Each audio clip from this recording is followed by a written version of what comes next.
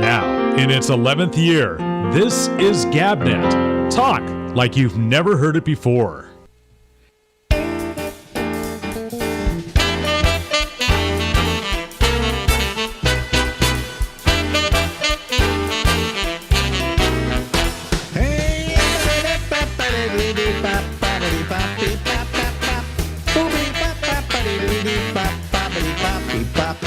Hey everybody, this is live from Harlem in New York City. It's the Ramble with me.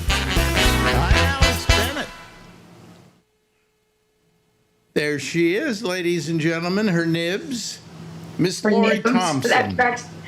That always makes me laugh. Or I don't know. Is that like a term from Warner Brothers cartoons? What? Her nibs? Her nibs. No, I remember they used to have a singer by the name of Georgia Gibbs. I remember her. Yeah. She eventually, didn't she work on Sanford and Son? No, Eventually. I don't think so. But you might be right. I have no idea, but I don't remember from Her second career. I was just adjusting something there. Let me put some earphones in, then I can hear you perfectly. Oh, we love perfect. It's something always to look forward to. Yeah. Anyway, hello there, Lori Thompson. Now we're ready to go. We are ready to go. Remember they would play that slide whenever your TV went off, like in the 1960s? Yeah. They would put a slide up of a guy like freaking out at the end of a wire. It was a horrible cartoon. Oh, you mean when there was technical difficulties at the TV station? Yeah. Yeah. They would do that. Yeah. I remember that. So how are you? I'm good. I'm good. I've come up with this little what was it? Things that annoy me system, and I'm trying to whittle it down to nothing. I'm really working on it. Really? Oh, okay. Yeah. All right, fine. And so tell me, so is your health doing well? Oh, it is. I have a PET scan on a week from Friday. Yeah. And it will, that will tell them something. Then the doctors have to look at it and ogle it and Photoshop it. And Yeah. Well, they asked me if I wanted to do a PET scan, but I said I don't have a cat anymore. Yeah, sorry. It won't work for me. Yeah. But it's it's very painless. Yeah, and they don't stick you in a tube or anything, do they? They do. You get stuck in this tube, and it kind of moves up and down you, up and down. It only takes 5 to 7 minutes. But if you had to put me in one of those tubes, I would go crazy. Yeah, and what kind of discomfort is it? Do you feel like you're being smothered, or? You know what it is? I have a fear of being in that kind of situation. Now, I don't know if I were eventually in it, if I would be as panicked as I think I am. But once I was in Greece, and my girlfriend and I, Xanthi, I'll say who she was, went to this place where you went underground to go from the city you were in to the city across the island. And it was this tunnel. It was like a tunnel you could walk through. Yeah, and they built it in case people attacked the island or whatever. They could get back and forth to various places on the island without having a problem, okay? Those crafty Greeks, that's ingenious. It's really quite ingenious. So she said, come on, let's go down in the tunnel. I said, fine, it'd be a great idea. And we get there, and all of a sudden what I see is just this opening that's like this. It's about the width of my body. And you have to go sideways down it because you can't go forward because it's not wide enough. Yeah, and is it just momentary, or do you have to go that way for It's about, I would say it would take me maybe 30 seconds, a minute to walk it, to go through it, if I wasn't panicking. But then I went down there, and Xanthi said, come on, and she got in, started going. And I said, I can't go. I can't do this. I just can't do this. I said, I know I'll get to the other side, and it will be fine. I said, but I can't get through this. And it was like panicking. I felt terrible because I wanted to go with her and, see what the other side was like. And I just couldn't do it. I started getting into it, and I went, oh boy. I just, started shaking and everything. So that's the kind of, problem I have. And that makes it impossible for you to do a CT scan. A CT scan. Is a CT scan? No. CT or PET. CT I can do. I can't do the MRI. Now, I don't know. That one's a little more 2001: A Space Odyssey. That one is a little different. PET is wider? The PET is, your head's not in it. Oh, that's fine. Yeah. That's fine. My head isn't in it, and I can look around. I'm fine. The bottom half of my body doesn't have the problems when you get to my head. Yeah. Yeah. They don't bother me. Now, I have noticed that as time goes by, I have identified this feeling, which is claustrophobia in rooms with really low ceilings. Oh, really? That bothers you? Yeah, it does. I just want to get out of there. You know what's strange with Shecky? We went to these caves, Mammoth Caves, I think they're called, in Missouri area. Yeah, I don't know where it was, but we were traveling across the country anyway.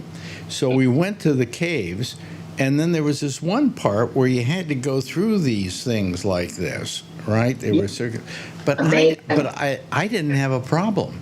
And I suddenly went, wait a minute, where's my claustrophobia? And then I suddenly realized there were people in back of me and there were people in front of me. And that was reassuring? Yeah, well, I was able to go with that, and it didn't bother me at all. Yeah, it's funny. There are variables, I think, in different phobias we have. Yeah. And when all of them are present, it's very uncomfortable. Yeah. But the high ceilings, I grew up in a house with high ceilings. I grew up, everything I love about high ceilings. We live in one with high ceilings now. Your house. 12 feet.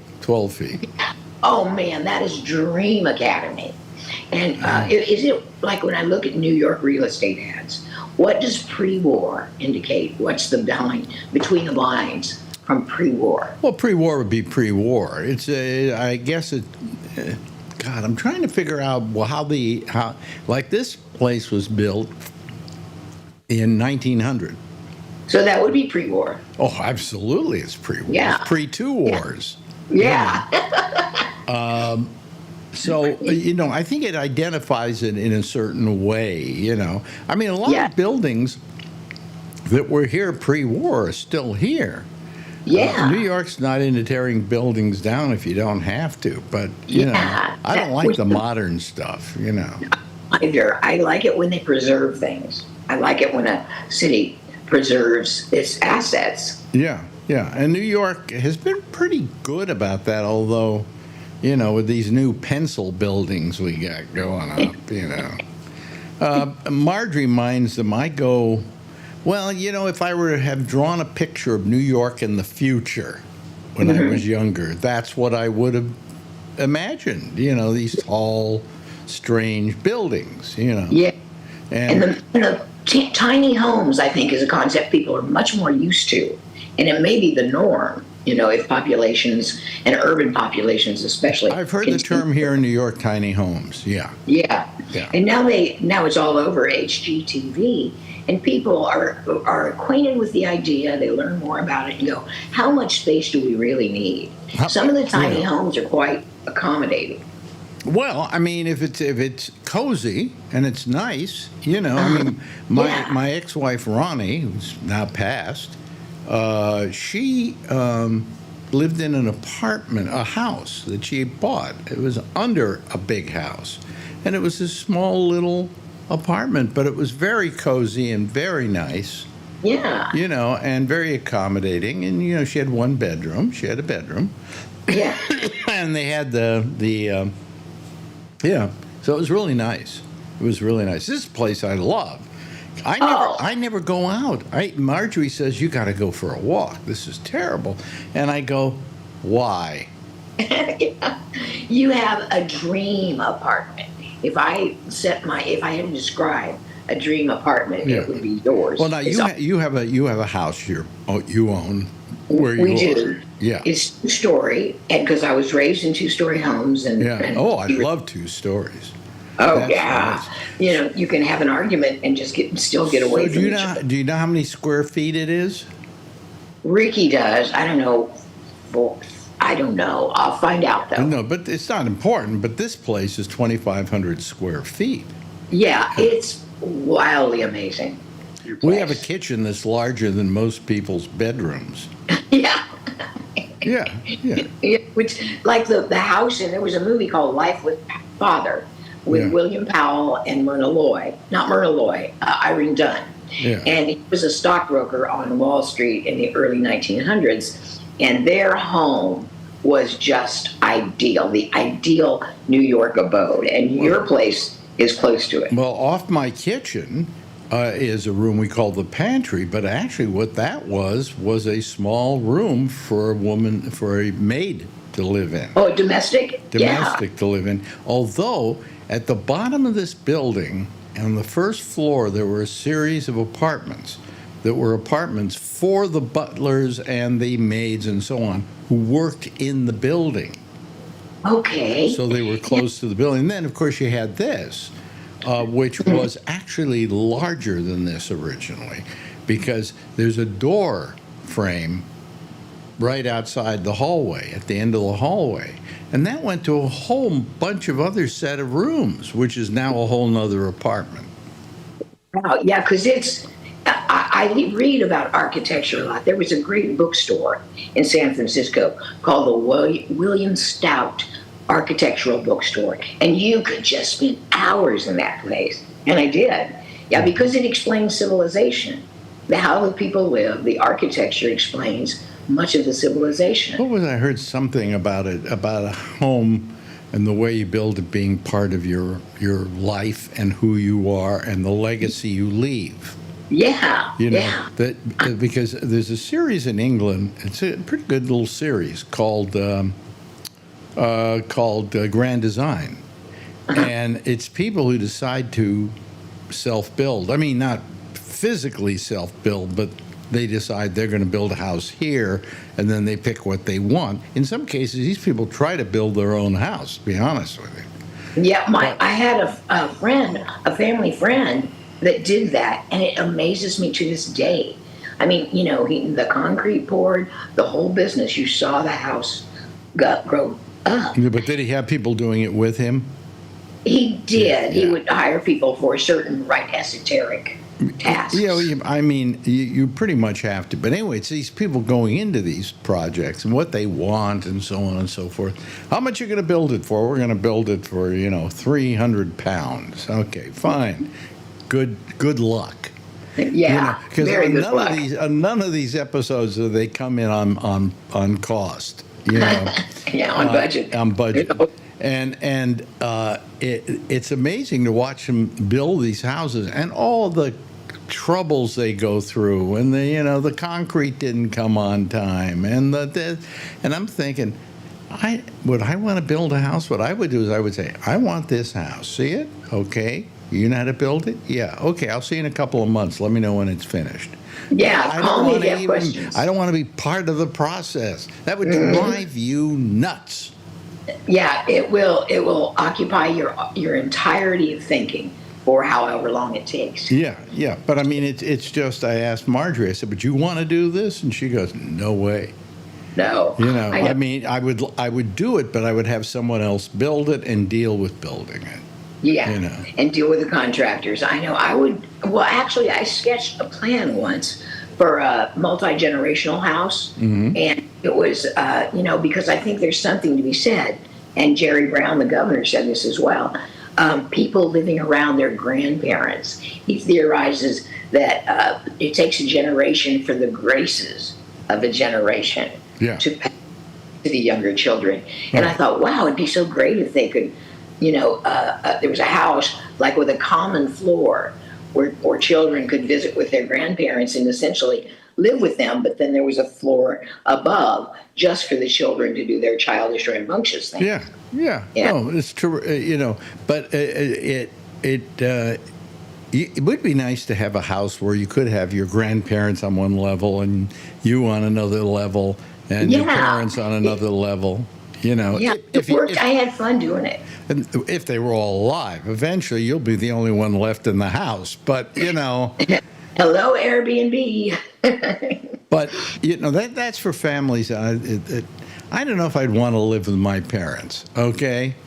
I would want to live with them, but not mesh with them all the time. I would. My parents, I put them at least a floor away. I could have lived with my father. You couldn't live with your dad? My mother, no way. Oh, you could live with your dad, yeah. Because, well, but it's funny when people live independently, like a parent, their individual personality is completely different than their personality in that parental relationship. Yeah, yeah. That's the dynamic. Like I think you have a favorite parent, right? I don't. I love them both with all their frailties because they taught me different things. Like my dad loved literature, and he read the classics. He was always reading. Yeah. He was very patient. My father was that way too. My father was from Germany, so when he came here, he didn't speak English, and he taught himself what I thought was perfect English. It's funny because I never heard an accent In your dad? in my dad. And yet other people did. You know, your father has an accent. You're not going, no, I can never hear it, you know. That's funny. And I would think that if I didn't hear it, I would pick it up and have an accent myself, but I don't. So, Yeah. But anyway, my father read voraciously because he wanted to learn English, and he wanted to read English and so on. He a very smart man, very inquisitive man. My mother, I don't know why he married her. Well, but he did. So what was... She must have given great head or something. I don't know, you know. Probably. But aside from that... She may have done something good because she was not bright. You know, she was not smart. She, you know, everything she believed because my father did. You know? Well, that might have been just for harmony's sake. No, I think that's the way things were back then. You adopted like the household credo through your father. Whatever, you know. But, you know, I mean, she was not bright, you know, not very bright. And I didn't like her that much. I loved my father. I adored my father. Yeah, well, he was around less. He was probably around less than your mom, Well, I think, we were talking about claustrophobia. Yeah. And I think I got that from my mother. How so? Because she was very cloying, and she was very, you know, huggy. Not huggy. No, that wasn't what I'm trying to talk about. She was just very. She was always just cloying is the word that I come up with. You know, everything was, you know, and it kind of made me go, you know. And that's where I got my claustrophobia from, I think. That could be because things synthesize into something other than what they were to begin with. Yeah. And I never got around to it with a shrink. I wanted to get into it with a shrink. I had a shrink that I went to because I broke up with my girlfriend, the so-called Xanthi. And I was very depressed, so I went to it, and I felt a little, I couldn't do my job as well as I wanted to and so on. So I went to a shrink. So I started going to the shrink. Once a week, I would go to the shrink, and I would sit there, and he would go, how do you feel about your relationship and what's happening with it? And I'm talking about it. And finally, one day after a year, I look at him, and I go, you know, I think I'm over my girlfriend. Let's talk about something else. I said, can we talk about something else? He says, yeah, what? I said, my mother. Okay. Now that's a great thing to talk about to a shrink, right? This is very fertile. A lot of people just go to a shrink because they say, I got a problem with my mother. Okay? All right. So he says, well, what about your mother? And I said, I don't like her. Just don't. Yeah. And he said to me, nobody says you have to. Now, That's true. Now, how are things with your girlfriend? And I said, that's it. I'm never coming back to this guy again. I do not need it. No, see, he just had a son go to Yale, and he needed that. He was relying on the weekly feed. Yeah, I mean, he wasn't a bad shrink, but after a while, I didn't need to talk about her any longer. It gets exhaustive. See, I had a younger sister, and we dissected our parents without reservation. I mean, but then it came to the point where I said, maybe we should think about solutions instead of just ranking on them all the time. When we together, we would. And that helped because I have so much empathy for my mother now. And I was intimidated by her in that when I was in my teens, and it's too long-winded an explanation, but there was a big misunderstanding that sprang through the church about me that was not true. And so she started micromanaging everything I did. What was it? The rumor that was being spread. Well, the origin was that in Pentecost you have altar calls, and that means at the end of the service people will come back and they will kneel near each other sometimes. It's usually the first couple rows, and so you can sometimes hear what the other person is praying for. And there was a woman in the church, she played our organ. She had a granddaughter named Tony, and my nickname in high school was Tony. And her Tony was got pregnant. And so the grandmother was praying for that Tony. And so it got back to my mom. Somebody assumed it was me. You were pregnant. Yeah, and that was so ironic. I was a virgin and would be for 6 more years. But I knew that their attitude toward me changed dramatically. How old but were they you? didn't tell me. How old were you when you lost your virginity? 20. 20? Okay. Mine was 18. 21. I was late in the game too. It was like 18. Yeah, and it was a boy I dated since we met in Bible quiz. We were both very much into the principles of the church. And so we dated for several years and then had sex. And the thing about that that's great is that you know that person so well. Right. Yeah, and you trust them and so on and so forth. Right, a true intimacy. People used to say to me after I had sex for the first time, how was it? And my answer was, it was the best I ever had. Yeah, good answer. And people say to me to this day, how was your first sexual encounter? And I have to think for a second, and I go, oh, it was the best I ever had up until that time. Yeah. I had nothing to judge it against. Yeah, right. Nothing to judge it against. And so therefore it was fine. And after that, I guess I only knew, I couldn't go back and even compare it after a while. Yeah, because you're so wrapped up in the first time experience. No, you're so wrapped up in not knowing what you're doing. Yeah, that's true. And also, you realize what a milestone it is, or potentially is. Some people, it's no big deal. For me, it was a huge deal. Oh, I thought it was a milestone. Did you? Yeah, and then after I did it, I said to myself, I wonder if I'll ever be able to do it again. I wonder if because every time in your life after that, you have to go through a process to get laid, okay? And the question is, do I have it in me to have the process to get laid again, or am I just this ugly kid from Marin County? Oh, I doubt you were an ugly kid. I've seen pictures. You were not an ugly kid. I thought I was. Did you? Well, see, that's it. I think part of it was growing up Jewish in a Gentile neighborhood.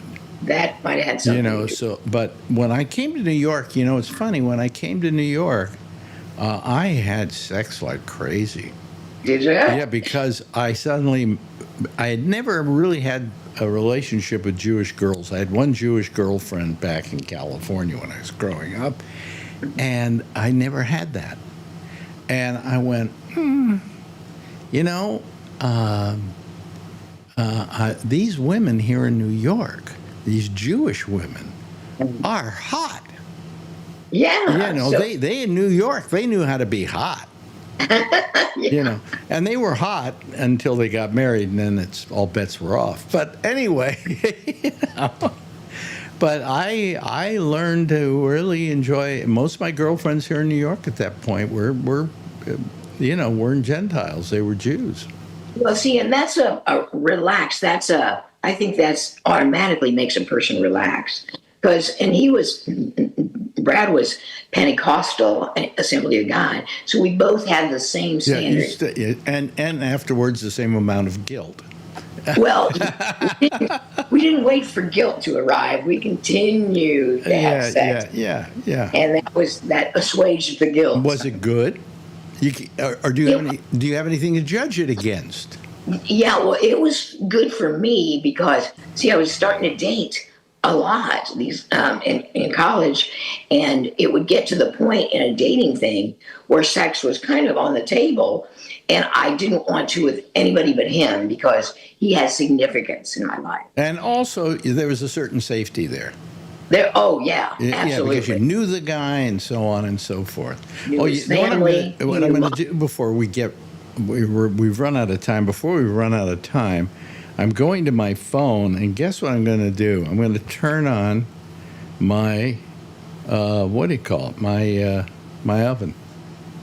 Oh, very nice. You have one of those smart appliance situations. Yeah, well, this is I can do this by remote control now.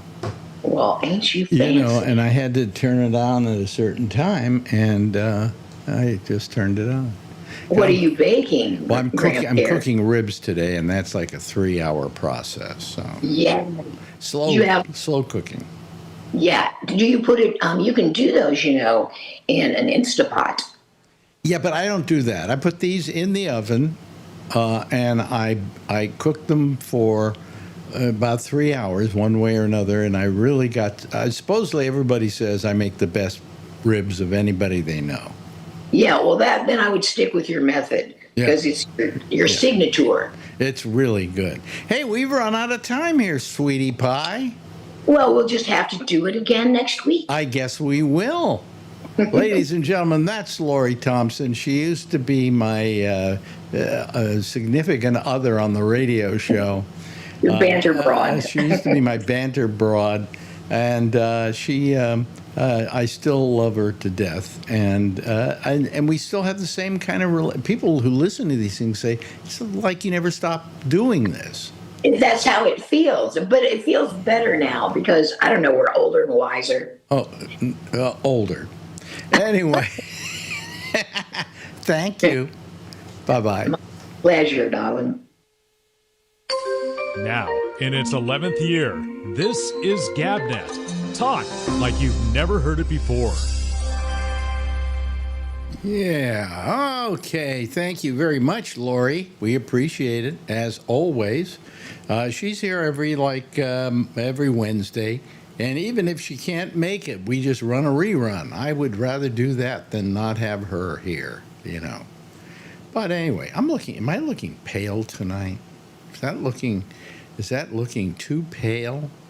Maybe I can change the color here. Maybe I can make myself look better. Let me see here. What do we do? How do we do it? I don't even know how I do it. Oh, I forget now. I'm not going to try.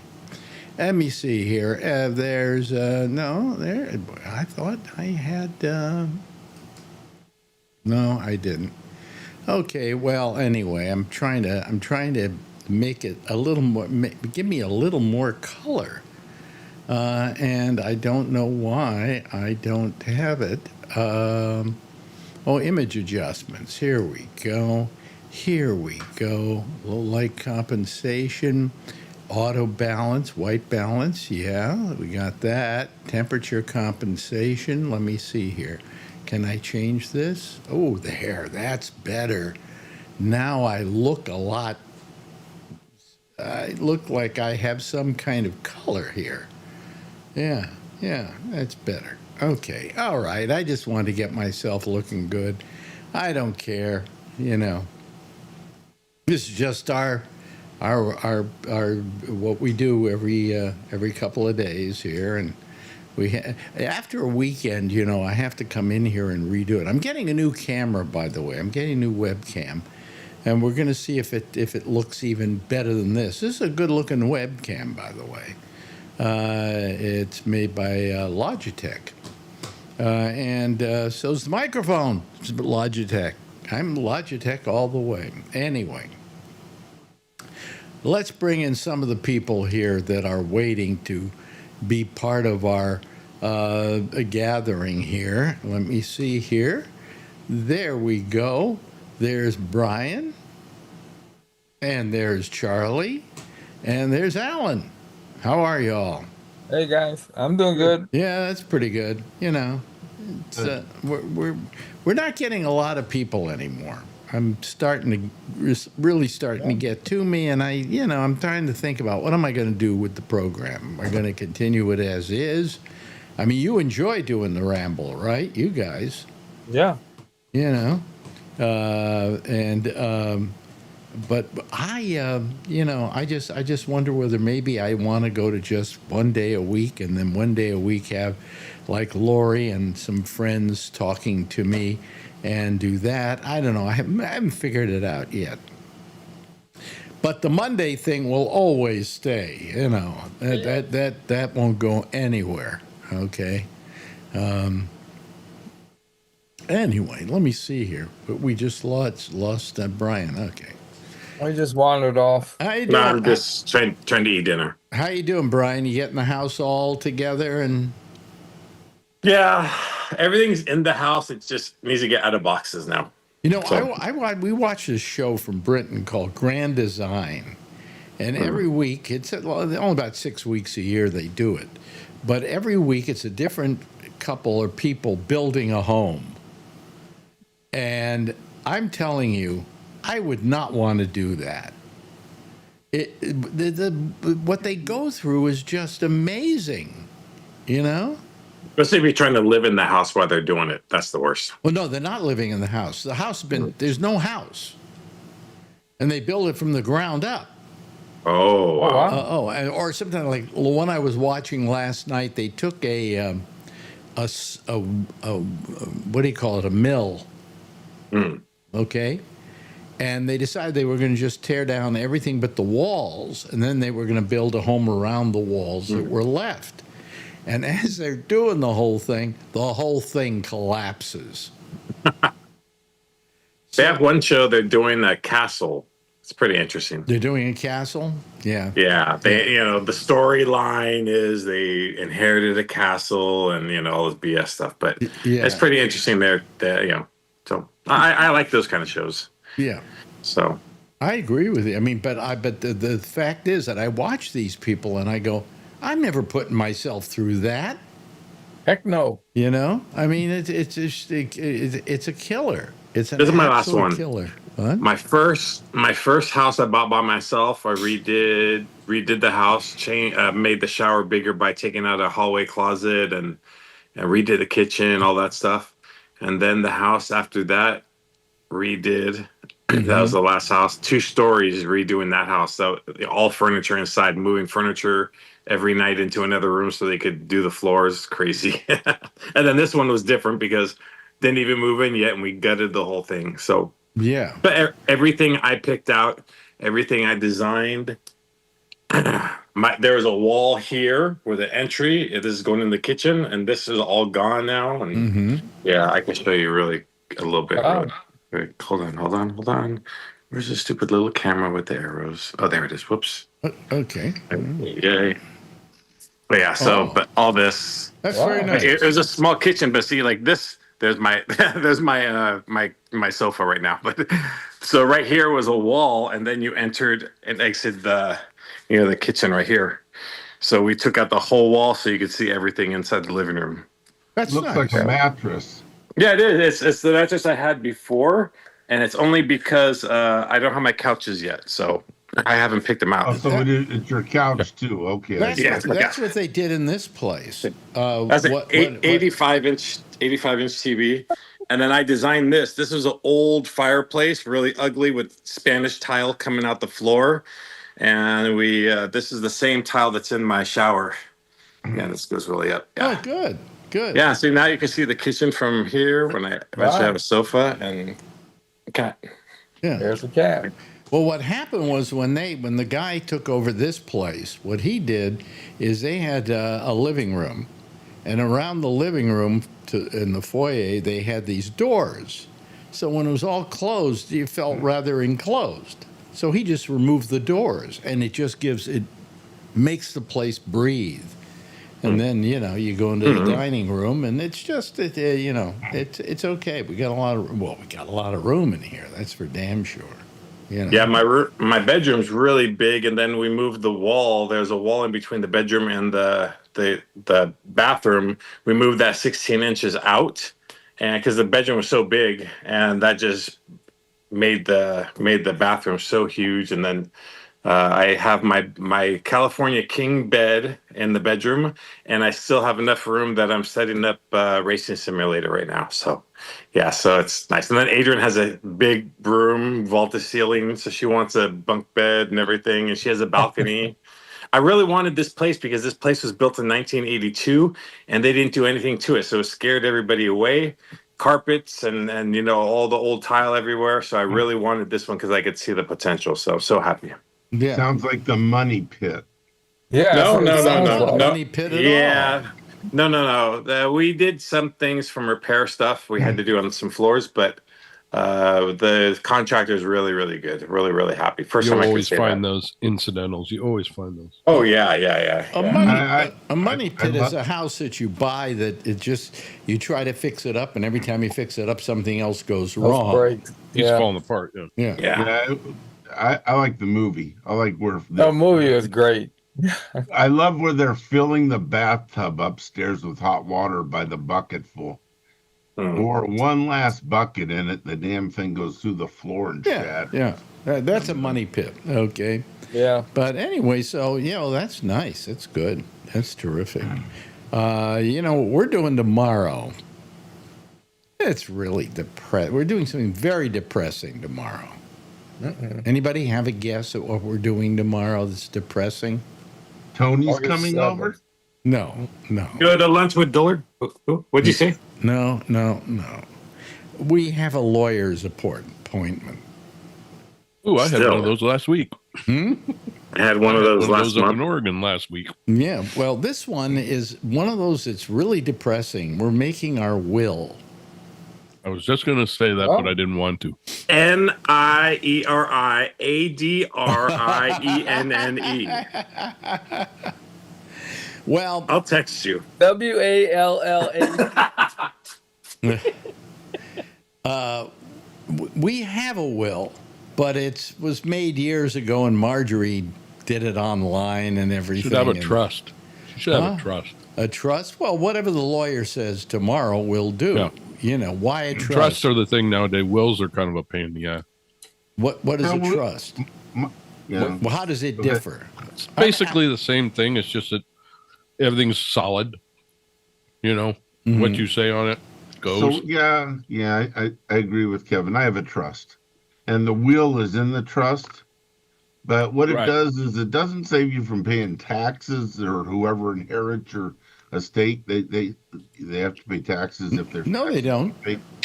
Yeah, they do. I didn't have to pay any taxes. Well, not if Sure, it you was a will or a inherited trust? something, It You was a don't have trust. to. Okay, that's why. That's right, and that's what we're talking about, putting it in the trust. Oh. Yeah. I thought you didn't have to pay taxes until it was over $11 million. That's Well, what maybe I it was. was. That's what I was led to believe. Well, you're in trouble then, Alex. No, I'm not in trouble. You got He's over not in $11 trouble. million. We know, you know. Yeah, sure. So anyway, tomorrow we have to say, well, here's who we want to give money to and not give money to, and quite frankly, we don't know where to give the money. I mean, if we had kids, we had grandkids, we would know where to give them. I know what you're saying. Just stop. Adrian, Grandpa Alex is on the phone. I thought we talked about this before. You said when you make this decision, whoever calls that night, you're going to divide it up. You said that. Did I say that?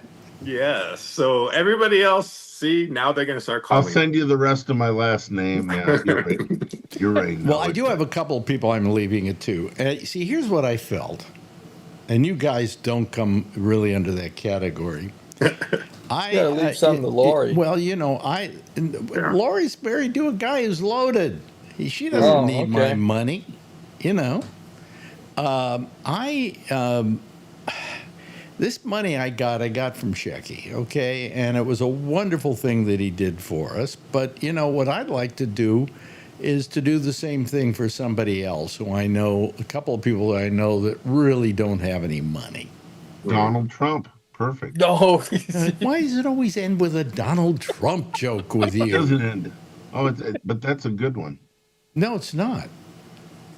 Anyway, I'm just trying to tell you seriously what the problem is. I want to know. We don't have any kids. Whatever. So we're trying to figure out where to give the money, and we're thinking of giving a large amount of it. We're giving this amount of money to somebody, and this amount of money to somebody, and this amount of money to somebody else. And whatever's left over, we're going to give to St. Jude's. Oh, Hospital. good. I thought you had forgotten about that. Yeah, no, but I can't see giving all the money to St. Jude's when there are other people out there. Marjorie has a girlfriend she knows. I don't want to say any names here.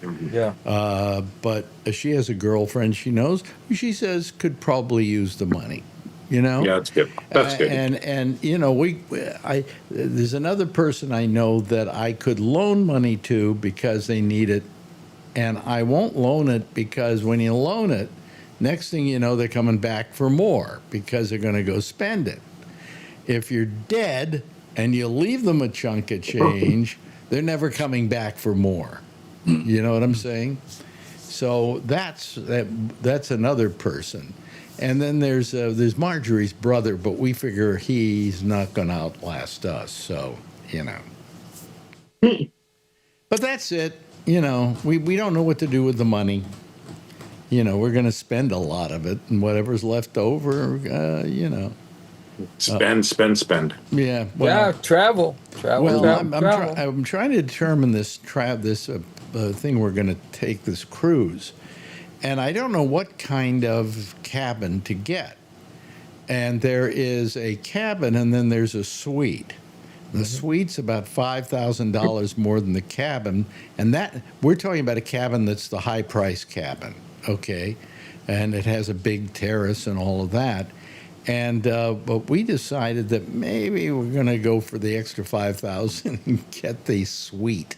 What does that include? An extra bathroom? No, it's just a bigger, roomier, you know, cabin, I guess you call it, but Okay. you know.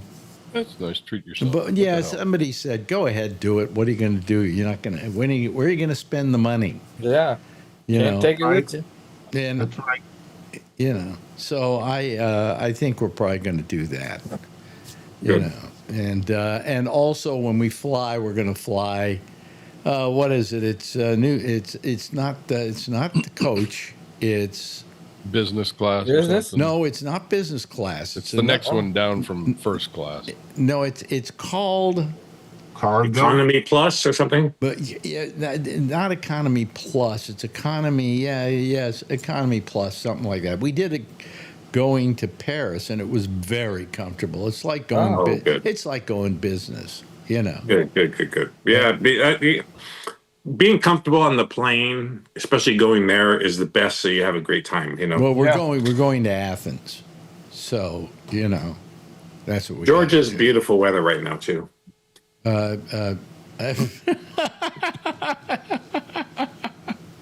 Yes, beautiful weather in Georgia. Say hi to Mandy. Yeah. I sure will. But anyway, no, we're going to Athens and then stay there for a day, and then the boat leaves, or the ship, or whatever they call that goddamn thing. I think it's a Virgin, if I'm not mistaken. And no kids, you know, and you know, it'd be good, be terrific, you know. How many people on the ship do you know? That I don't know, but it's not one of those. Huge. It's not going to be 10,000 people. No, Was no, it like no. a Viking longship type thing? No, this is like I think it's going to be a Virgin Cruises. Okay. You know, Viking has those real nice ones they're smaller, they're long ships. yeah. They stop I mean, it longer in might be. places. We got to talk to our It's agent. probably less than 1,000. What? 1,000 people. Oh, Probably I less thought it than meant 1,000. less than $1,000. No, We were going to go to Italy this year. Mhm. I bought it from I didn't buy it yet, but I got it from my wife's birthday last year, 60th on the 4th of July. And I said, okay, we're going to Italy this year. Yeah. And we were supposed to go this summer. And of course, we didn't feel comfortable doing that because of all the political shit going on. And then we started looking for a house. So that just kind of shit canned that whole idea, I think. yeah. I don't know if we'll ever make it over there. We're trying to trace down her family. Do you have Italian family? My wife is Italian from Oh, you know what's wonderful about that? She automatically has Italian citizenship. Yep. yeah, but she's got a friend that did that. And Yeah. she's over there now. She bought a place over there, and she goes over there for months at a time. What area? And I got family in Ireland that I wanted to go see too. So Yeah. What we're trying city to in make a Italy? trip like that. What's Kevin, that? what city? What city in Italy? It's south down by the heel. It's called Cap. Yeah, I'd have to look it up. She's got Yeah.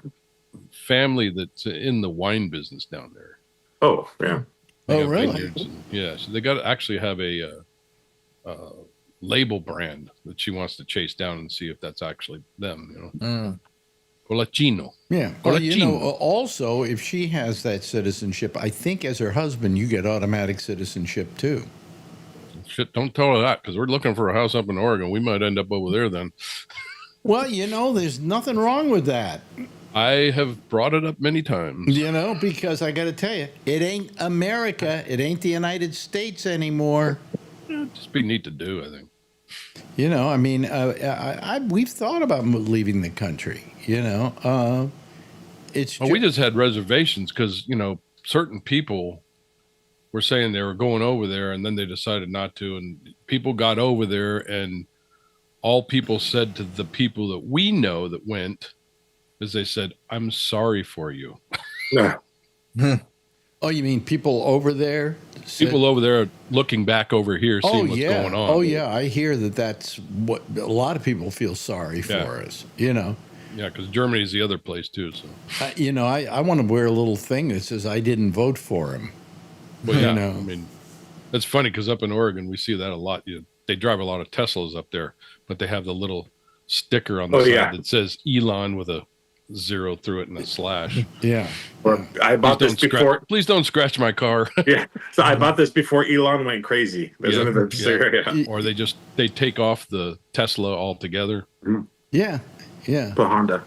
That's you know, I mean, I've been told, for instance, we were thinking about Portugal because Portugal is very nice to elderly people.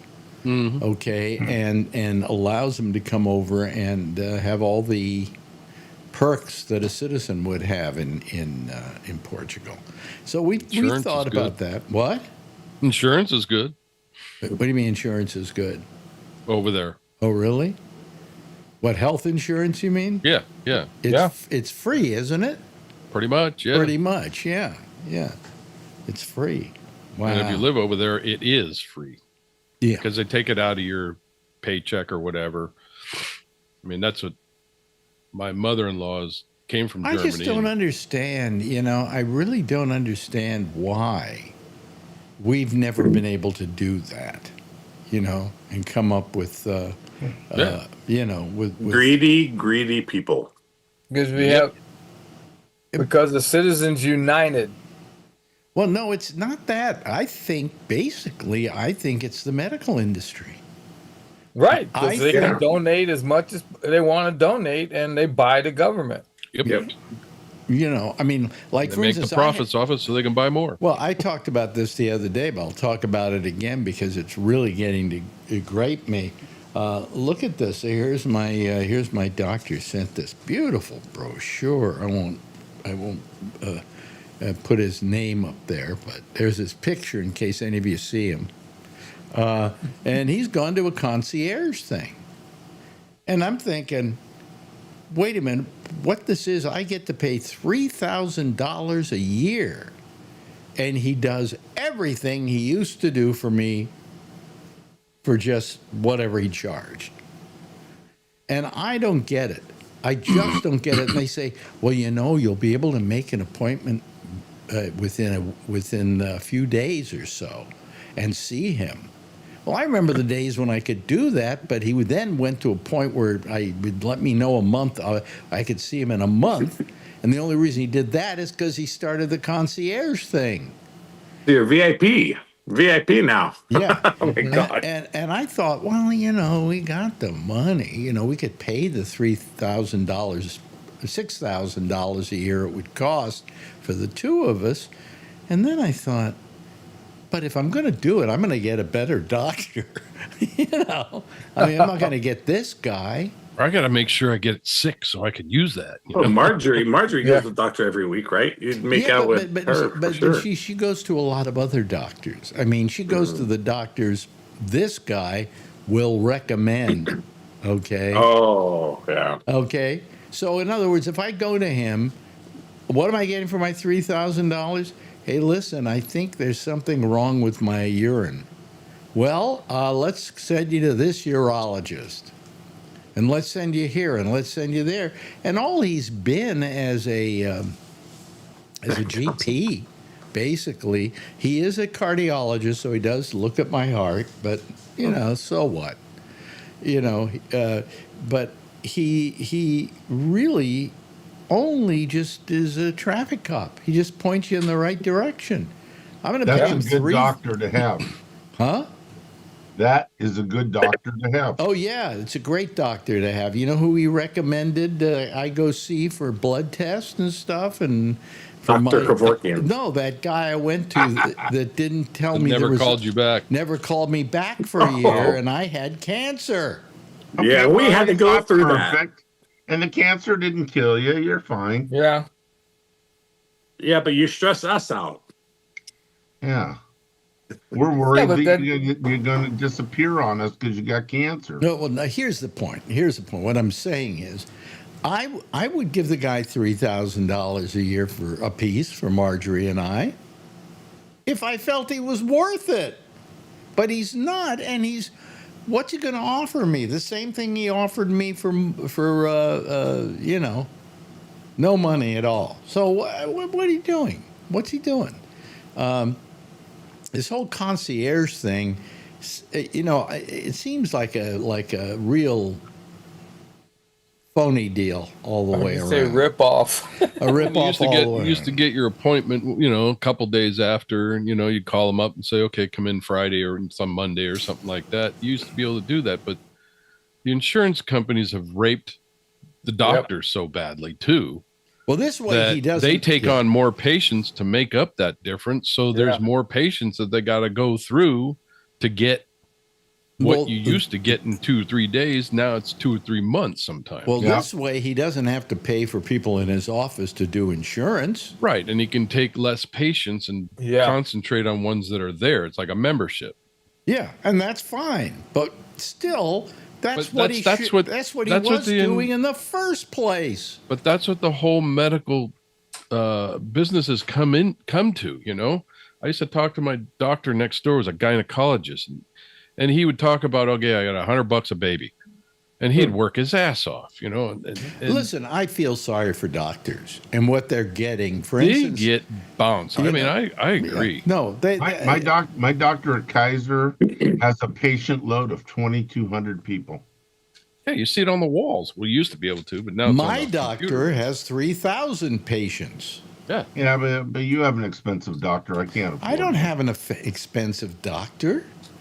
This guy wasn't expensive at all. He took Medicare, for crying out loud. This guy's taking Kaiser takes Medicare. So Yeah, but what I'm saying is he may see that many people, but my guy sees more. The average doctor in America has about 3,000 people that he sees on a regular basis. When before it was probably 400 or 500. Yeah. But I mean, let's say that's the case. I don't want to pay that kind of money to get exactly the same service I was getting. In other words, I'm paying for him to what be? How many times am I going to want to have to see this guy in a day or two? You know, in most cases I can wait a couple of weeks to see him.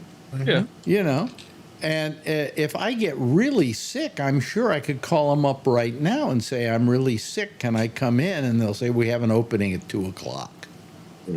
Right. So They I keep could, those on the side too. Yeah. huh? They keep those backup little, Emergency. hours, an hour or two every day that they can shove somebody in if they have to. Also, they have a limit to the amount of people he's going to take. Like he might take 500. Yeah. You know. So I don't. It just doesn't make sense to me that I'm not getting more for my money. And they're trying to act like, oh, now you can get an appointment tomorrow if you need it. Well, I used to be able to get an appointment tomorrow if I needed it. What happened to that? Yep. You know? What happened to that is concierge. That's what happened to that.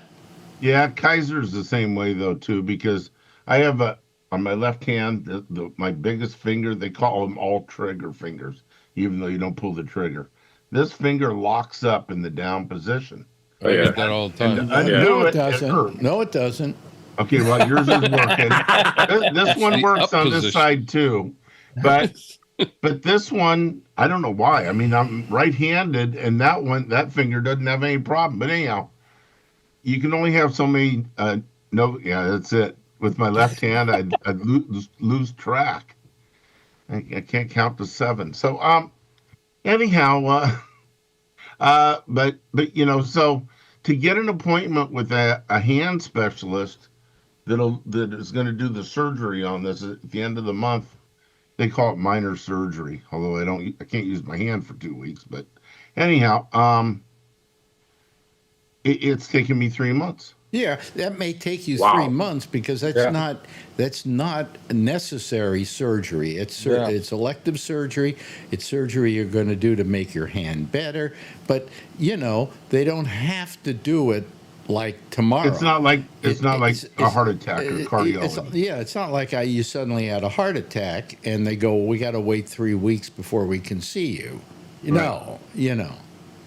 So, but I just, what am I going to pay this guy this money for? I thought about it. For a second I thought about it and I said, I bet I can get a concierge service with a better doctor. Or maybe $1,000 you can get a concierge service that takes you back and forth. What do you mean takes me back and forth? Drives you there, picks you up in a limo. No, none of them do that. No, they should. The problem is Because he only that's extra covers money. it only covers him. What about the specialists he's sending you to? Yeah, You if he still sends got to me pay to a for them. specialist, I'm paying for them. Oh, it didn't apply to the specialist. No. So it's like okay. Angie's List for doctors. Oh wow, Yes, it's an Angie's List for doctors. Yeah. You're absolute. That's the best way of describing it.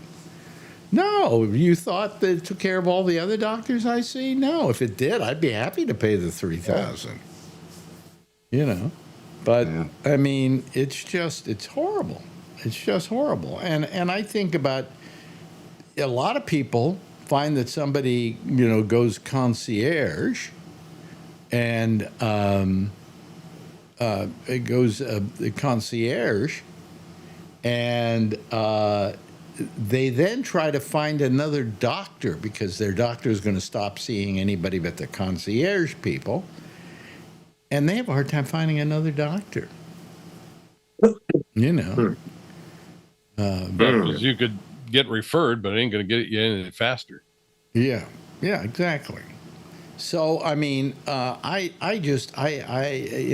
I felt that he's just gonna. So I've got this doctor. He's gonna tell me, oh, you need a good urologist? Here, I got one for you. Boom.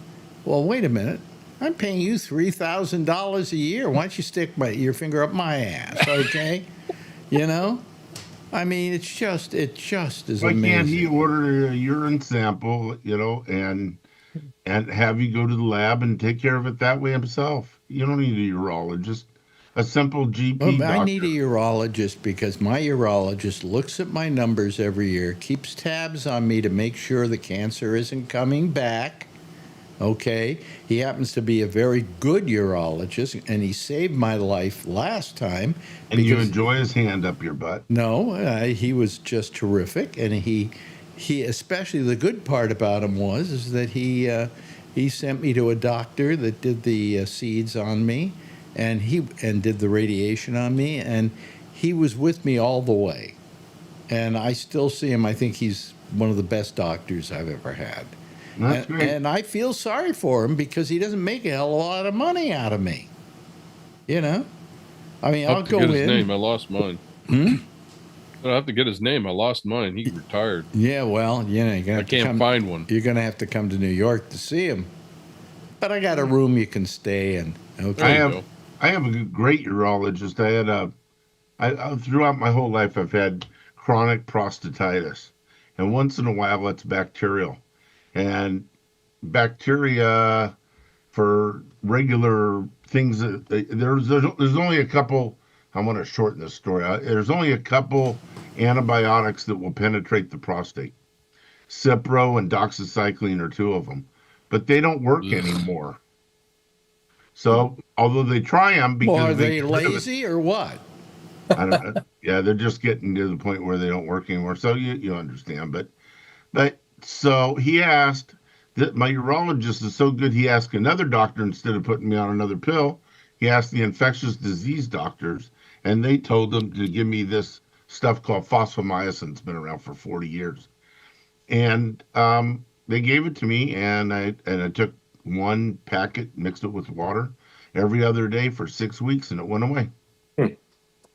And so a doctor that's willing to reach out to another doctor like that really cares about you as a patient. Well, here comes Bree, I believe. Okay. All right. Let me bring Bree in here. If this is in fact Bree. Yeah, ask him about insurance. Yeah, I'm sure he's got great health care over there in Kuala Lumpur. Yeah. Let me make sure it is Bree. It is Bree. Okay. But anyway, so I mean, you know, that's what's happening in medicine. And so then you want to go find another doctor, and you can't find doctors because, well, who recommended you? You know, or this doctor isn't seeing new patients anymore. Yeah. And so we're going to be out there kind of out in the cold, you know, for a little while.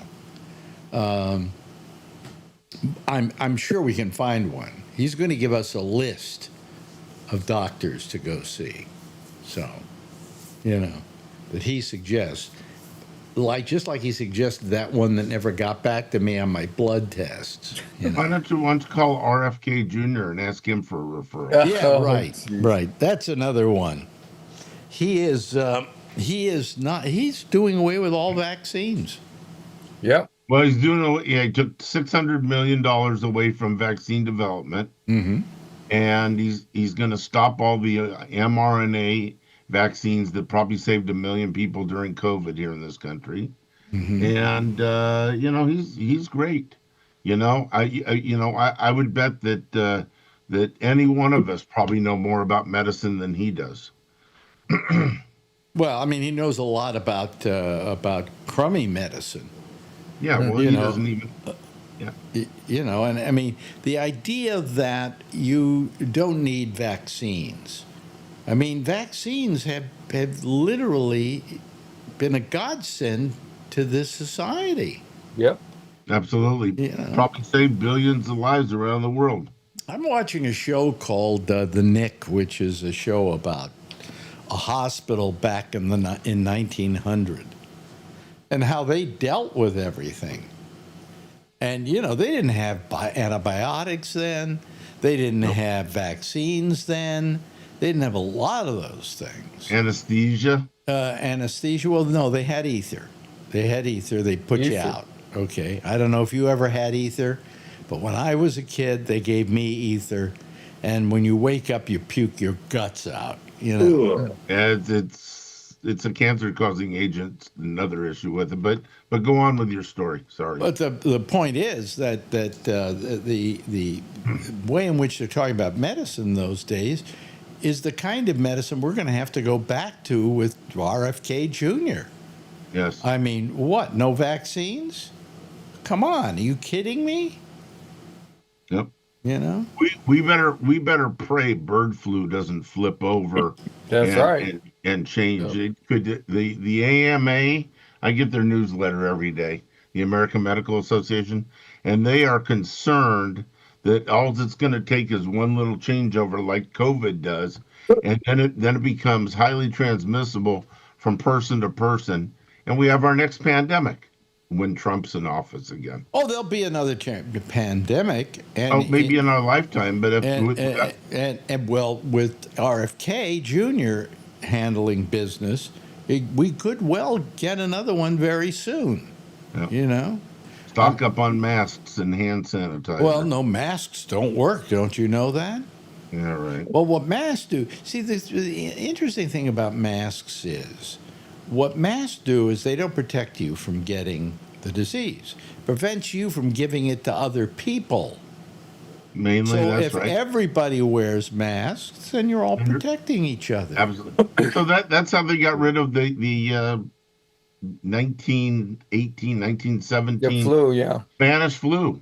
Some doctors decided for everybody to come up with your own cotton masks, old underwear, whatever you wanted to use, and they didn't have vaccines.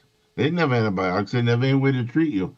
But as soon as everybody started wearing masks, as a matter of fact, the director of the San Francisco Health Department said, we should all be wearing masks. And as soon as it went nationwide, the Spanish American flu went down to nothing. Well, on this show, they weren't coming out where they were wearing masks at some places in those days. But the one thing they were showing is they're all working on operating with people with their bare hands. You know, they wash up. You don't have to go back very far for that. Yeah, my dentist, when I was a kid, when I was a young adult, never wore gloves. And smoked while he was working on you. Right. Wait a minute, I got to ask Bree, is that a new kitty or is that your kitty? Or is that somebody else's kitty?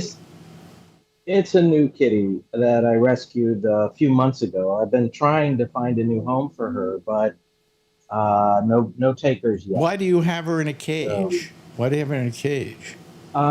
Because we have another cat, and they don't yet get fully along. Like, our other cat is fine with this cat, but Pepper. Yeah. But Pepper does not like Miso so much. Well, we don't know, actually. I'll tell you what. Let me give you a little advice. When I was when I was living in Houston, I had a cat, and his name was Shabbos, and he was a Siamese, full grown. So we decided to go get another cat to kind of just keep him company. So we went to a pet store and bought another Siamese, named her Yunta, and she went.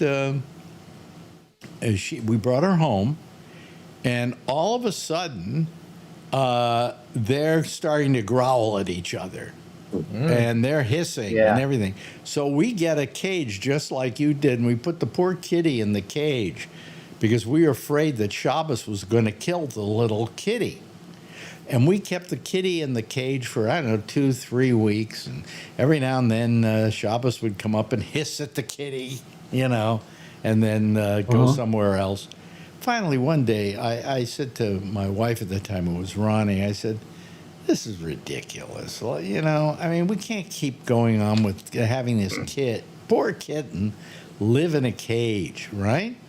Let's just open the cage, let them have at it, and get used to each other, see what happens. We let the kitty, it's a little kitten at that point, out of the cage.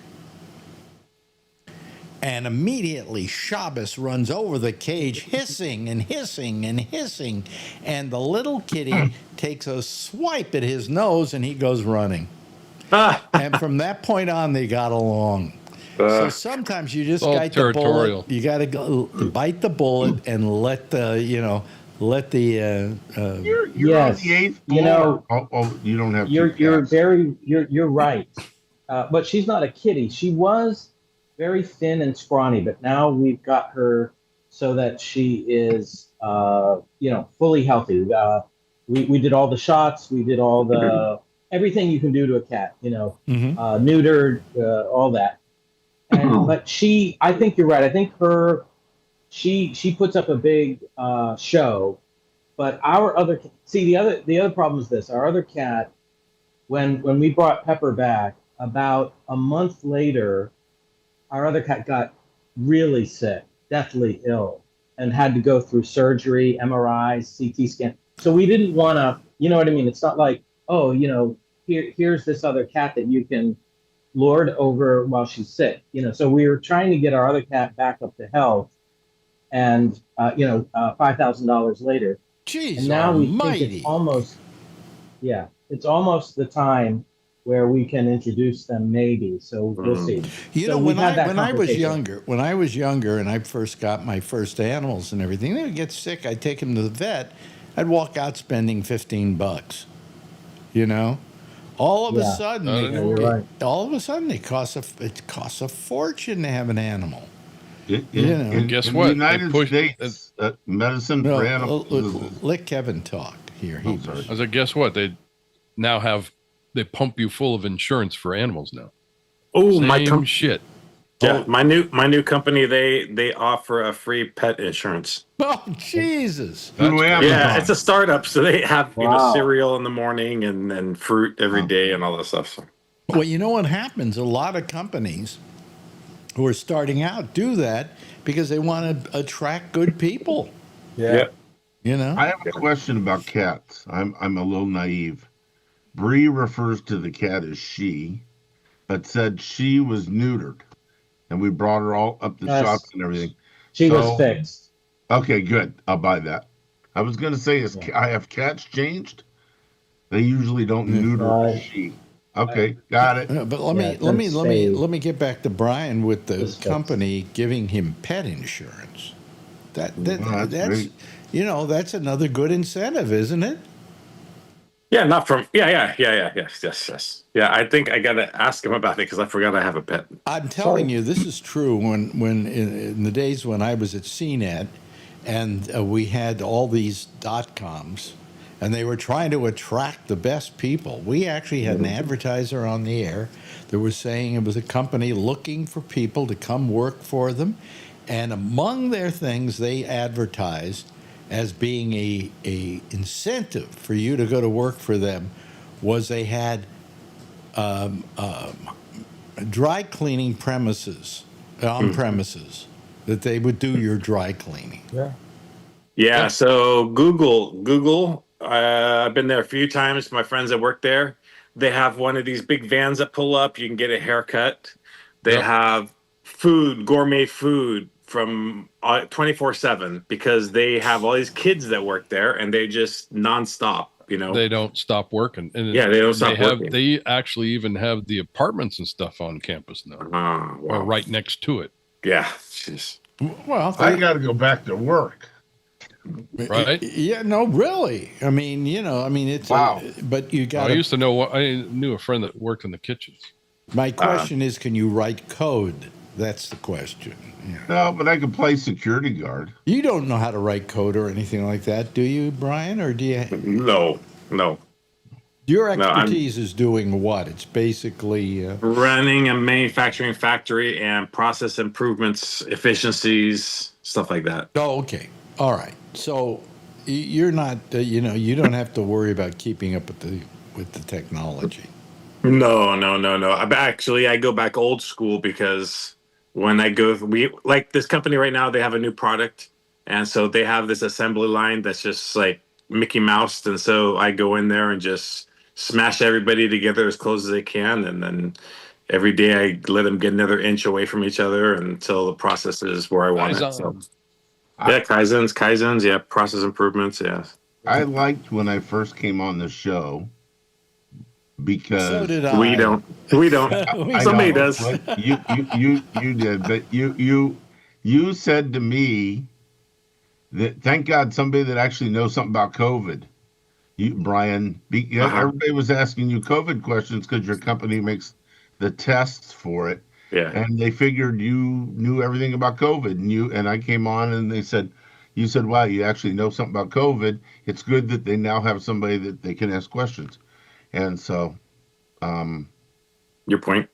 my point was I knew more about COVID than you. By the way, That's okay. Yeah, look because at- I know manufacturing, and then manufacturing. Look out the window with Bree here for a second. Wow. Just open the making me window. dizzy. Whichever cat doesn't jump, keep it. If I told you that was an American city, you'd believe me, right? Yep. They all look Isn't the that what same. your now. neighborhood looks like, Alex? They're driving on the wrong side of the road, though. No, my neighborhood still looks old. Yeah, see, they're driving that way on the left, not on the Yeah, right. they do They're that. on the wrong side of the road. Oh, I just thought he had his camera in reverse. Maybe he does. Do they drive on that side of the road, Bree? We're doing it. Yeah, Yep. You're muted, Bree. he knows it. He knows. Yeah, they drive on the left side of the road here. And what about I they am, have, and the right on the hand lift, so you steering? may lose me for a bit. Did they Gotta used to be get like my a? daughter to the university. Did they used to be a British protectorate or something like that, and that's why that happened? Yeah, they are British. Oh, okay. I mean, Malaysia was British. It's not now. What? Where's that audio coming from? That's why he was muted. Yeah. Oh, I see. Oh, okay. So you can wave your head up, yes or no, but do they have right hand steering? I think he's frozen right now. He's frozen. He's in the right elevator. now. Yeah, I think he's in an elevator. I agree. Mm-hmm. Yeah. Yeah. Rather that, or he's got a bigger bathroom than Brian. But Actually, anyway, I just saw my drawings of my bedroom, and actually my bedroom's Adrian's room is almost as big as my bedroom. Yeah. My bedroom's 13 by 17 feet. That's pretty big.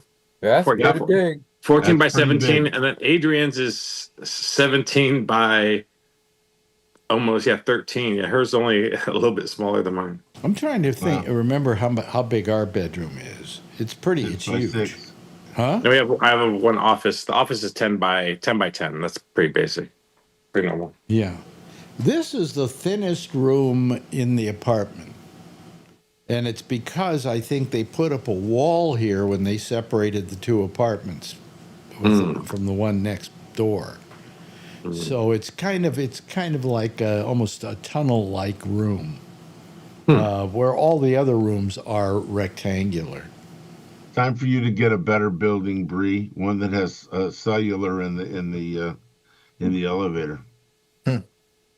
Yeah, So- well, once he gets down to the ground, we'll see him again. Yep, he only lives up 23 floors or something. How long does it take? Well, it takes him There he a is. while. There he There is. he is. There he is. He's Now walking. he's unblocked. I mean, he's unfrozen. Well, he's a little better. Now he's getting Oh, he got in into the car. Oh, what are you Oh, sharing? hey. Hello, lady. Wait a minute. Yes, sir. You sharing the car? That's my daughter, Brian. You watch yourself. Sorry. Is that your daughter? Yeah, that's my daughter. Okay. Oh, okay.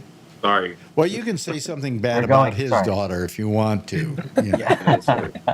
Yeah. No, we're heading. She's got to go to class, and I've got to go to work. So Yeah. that's what we're doing now. But where was she living before? She always lived in the area? Or she was in the U.S. before? It's a long story. We don't. Okay. We've only got 7 minutes. No, that's okay. No, okay. Yeah. But she lives with you now. She lives with you now in Malaysia. Hi, how are you? Good to see you. Yeah. Yeah. She lives here in Malaysia. Wow. How old is she? Old enough to know better, young enough still to try. She looks like an adult. She looks like an adult. Yeah, that good. Oh, he's frozen again. Yeah. He must be in the low rent part of Malaysia where the internet doesn't work. Yeah, it's downtown Malaysia. Right. Comcast covers that area. Yeah. Boy, that hasn't been doing too good lately. Comcast internet. Really? Oh, my TV, it didn't work the other day. I go, God, this thing's only 2 years old. I can't watch the news. What the hell's going on? Oh, there's no internet connection. Why? The router's not working. You call up Comcast, sit on the phone for You know, I half. got to say something. I have Verizon, okay? Verizon Fios, which is their, Right? I you know. know, Yes, their is it good or bad? it is terrific. Really? I mean, we've had a couple of times where it's gone out, okay? But very seldom. I mean, I've had it for, 5, 6 years now?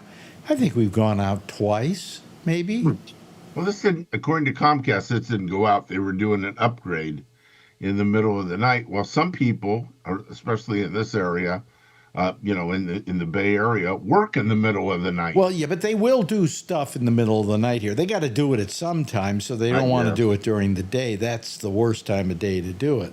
Yeah, because the CEOs work. The only time I've ever had them go down, actually, was after midnight when they were doing some kind of service thing and they were doing that. But basically, the services just work without peer. And, it's fiber optic, and Yep, it's... same thing here.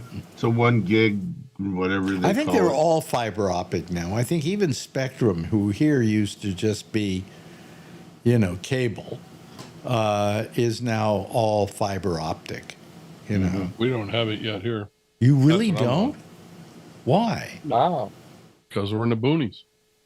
Oh, well, subscribe to Booney TV. They have fiber. There is certain areas that have fiber. AT&T has fiber down here, and there's a small company that has fiber down Do here. you need fiber? In your diet, Yeah. definitely. It's Yeah.